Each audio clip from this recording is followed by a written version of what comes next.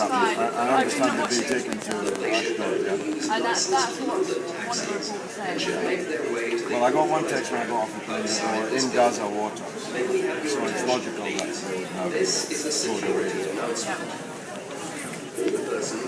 Are you going to the demonstration as well? Yes, yes, we're not pushing on that. Yes, today. Carry baggage belonging to any other person. Unattended baggage will be removed immediately and may be destroyed.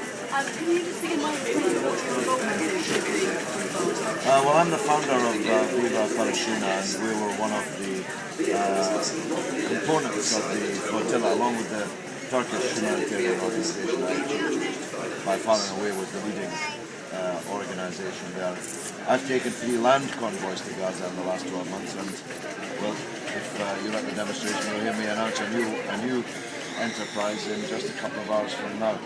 So I'm where anyone is trying to break the siege of Gaza, because I believe that it's a murderous, completely unjustified embargo. And what like, I'm sorry I haven't followed it, but how have you gone with taking your aid to Gaza previously? It's been very difficult indeed. On the last occasion, it was quite a big story around the world, how we were held up in Al Arish, and the clashes with the Egyptian authorities were pretty bloody. 55 people were wounded, but we got the aid through, and we've always got the aid through up to now, and I hope the next convoy that I'll announce in a couple of hours from now will do the same. I spoke at the funeral along with tens of thousands of mourners yesterday in Istanbul, funeral of one of the martyrs. I said to Israel that we were coming back, and we'll keep on coming back by land and by sea until the siege is over, and that's a promise we intend to keep. And can you explain why do people who live in Gaza need the aid so much? Since almost 4 years, since the people voted in a democratic election for a party Britain and America and Israel don't like, there's been a siege on Gaza which has been ever more tightly drawn. Now, according to the United Nations, you've got 80% of 1.6 million people, that's well over 1 million people, on the cusp of starvation. Their children are suffering from malnutrition.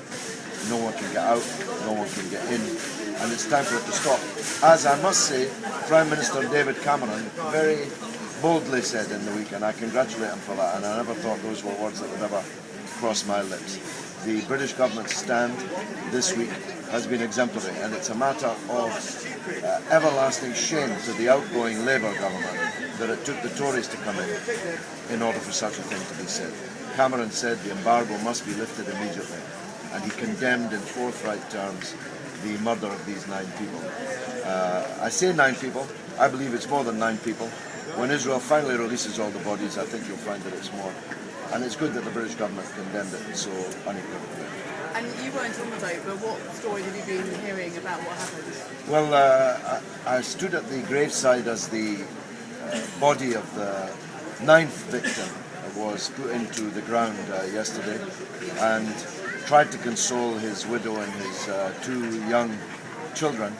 And in a way, that was all the testimony I needed.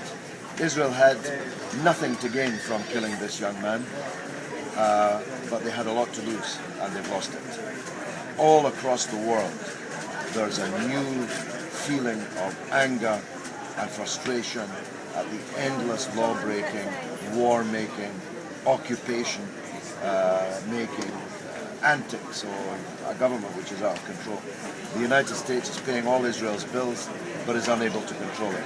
President Obama is telling them to stop doing these things, but they're still doing them. Finally, the world's got to get a grip of Israel before they drag us into ever more disasters. And it's obviously something you've been campaigning on for a very long 35 years. Do you think that now might be the time when the tide turns and things change? I really do. I'm old enough to have been heavily involved in the anti-apartheid struggle against apartheid South Africa, and I knew after the massacre at Soweto that the apartheid regime's days were numbered, and I'm certain that after the massacre on the Marmara, on the high seas and international waters this week, Israel's days are numbered. Israel's days as a racist apartheid state are numbered. I'm absolutely sure about that. All right, thanks very much. Thank you. Would I be able to take a contact number for you, please? So we can...